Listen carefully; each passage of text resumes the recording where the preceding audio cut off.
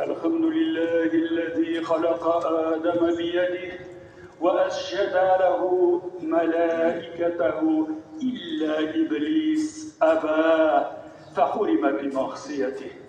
أحمده سبحانه على نعمه وأشكره على مترادف فضله ومننه، وأشهد أن لا إله إلا الله وحده لا شريك له شهادة موصلة إلى دار السلام، وأشهد أن محمدًا عبده ورسوله صلى الله عليه وعلى آله وأصحابه أجمعين.